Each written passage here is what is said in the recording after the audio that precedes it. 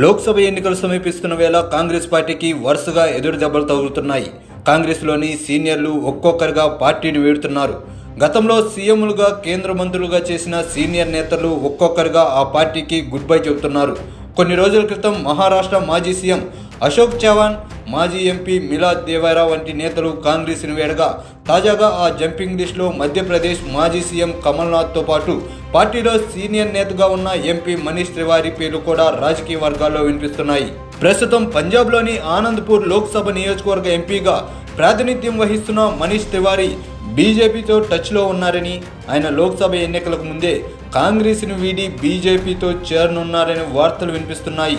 Manish Tiwari BJP టికెట్పై Ludhiana Lok Sabha స్థానం నుంచి పోటీ చేసేందుకు ఆసక్తి చూపుతున్నారన్న ప్రచారం జరుగుతుంది.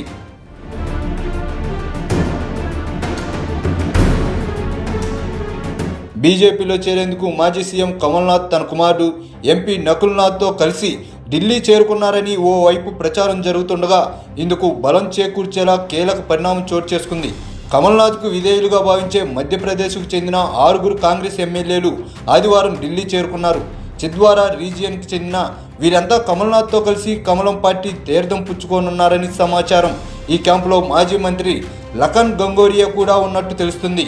వీరంతా కాంగ్రెస్ అగ్రనేతల ఫోన్లకు స్పందించడం లేదని పార్టీ వర్గాలు పేర్కొన్నాయి. మధ్యప్రదేశ్లో 20 మందికి పైగా పార్టీ ఎమ్మెల్యేలను తమ వెంట తీసుకెళ్లేందుకు కమల్నాథ్ వర్గం ప్రయత్నం చేస్తున్నట్టు తెలుస్తుంది. చింద్వారా స్థానం నుంచి మాజీ సీఎం కమల్నాథ్ 9 సార్లు ఎంపీగా చేశారు. ప్రస్తుతం అదే చింద్వారా ఎమ్మెల్యేగా ఉన్నారు. అయితే గత నవంబర్లో జరిగిన అసెంబ్లీ ఎన్నికల్లో ఎదురైన ఘోర ఓటమితో కాంగ్రెస్ అధిష్టానం ఆయన్ను పీసీసీ అధ్యక్ష పదవి నుంచి తప్పించింది. పీసీసీ అధ్యక్షుడిగా తొలగించిన విధానంపై కమల్నాథ్ తీవ్ర అసంతృప్తితో ఉన్నట్టు సమాచారం. తమ నాయకుడు ఏ నిర్ణయం తీసుకున్నా ఆయన వెంటే నడుస్తామని కమల్ వర్గీయులు అంటున్నారు.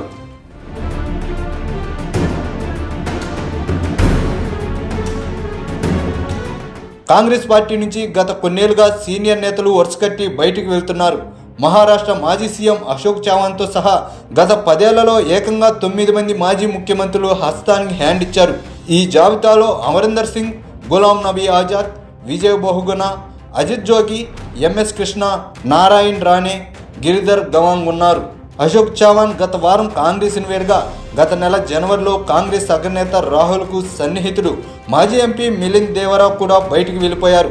పార్టీ నాయకత్వం నుంచి గాంధీ కుటుంబం తప్పుకొని ఇతర నేతలకు అవకాశం ఇవ్వాలని 2022లో డిమాండ్ చేసిన సీనియర్ నేత, కేంద్ర మాజీ మంత్రి కపిల్ సిబాల్ తర్వాత 2 నెలలకే కాంగ్రెస్కి గుడ్ బై చెప్పారు. ఇంకా ఆ పార్టీని వీడిన వారిలో పంజాబ్ మాజీ పీసీసీ అధ్యక్షుడు సునీల్ జక్కర్, జ్యోతిరాదిత్య సింధియా, సుస్మితా దేవ్, ఆర్పీఎన్ సింగ్, అశ్విని కుమార్, హార్దిక్ పటేల్ వంటి నేతలు ఉన్నారు.